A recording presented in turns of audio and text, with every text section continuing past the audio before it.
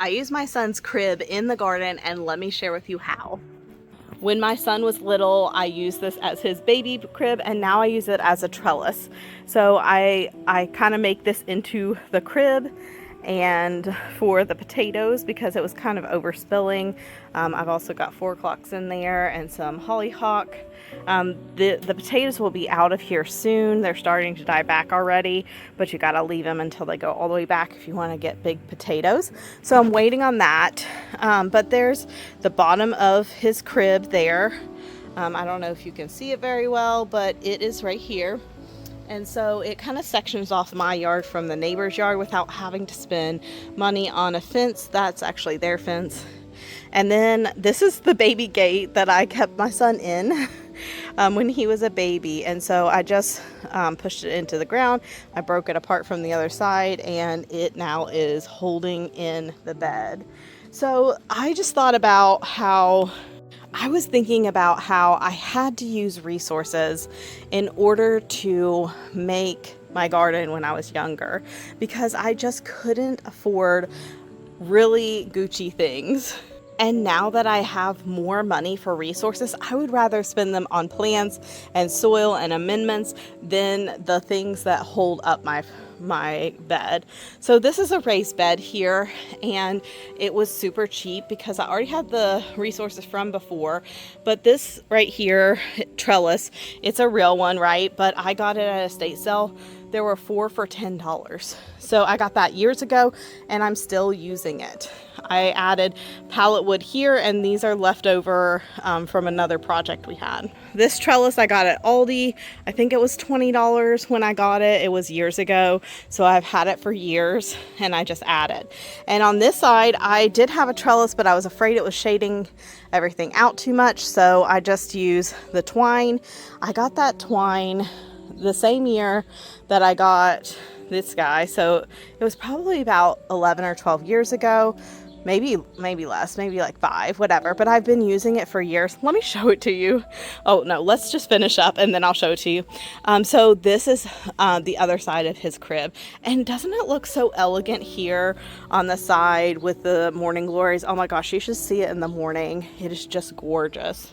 Here I use this gate that was already here for the trellis for this, and that one was one I bought years ago.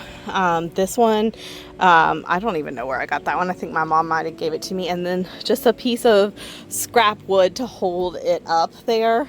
You know, I use what I have. Okay, and back to the twine. This is how much twine I have left.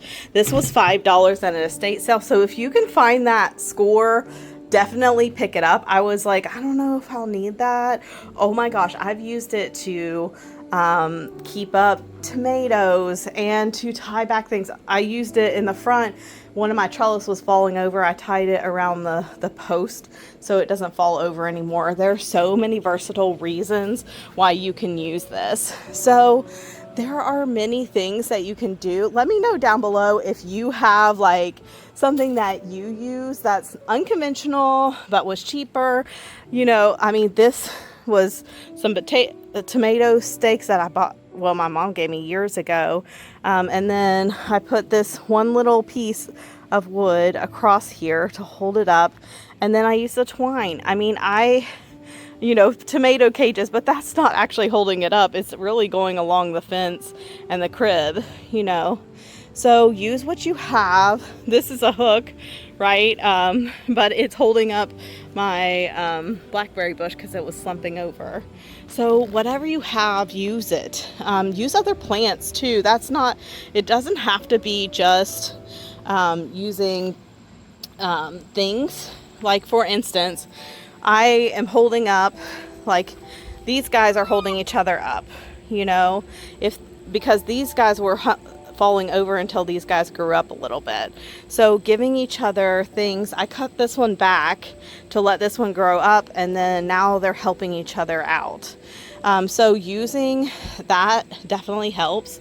Back here, I have one of the other trellises that I was talking about earlier is here, and I'm using it in conjunction with the side of the house, so I don't have to prop it up with anything. Oh, here's another unconventional. I don't even remember it because it's hiding back here, but this is a log of a tree that we chopped down, and here it is propping up my planter. So, you know, use what you have on hand and don't be so worried about making everything perfect. It will look good by just adding the things together. You know, this, you would never think when you're looking here, you would never think, oh, there's a baby gate, baby trellis, you know, but if you look closer, you're like, oh, yep, that's a baby gate there, you know. So what do you guys do? I really want to hear. And if you want more tricks like this, definitely follow me. I would love to share more and more about my garden and how I use it and the benefits of it, because I love sharing the benefits as well.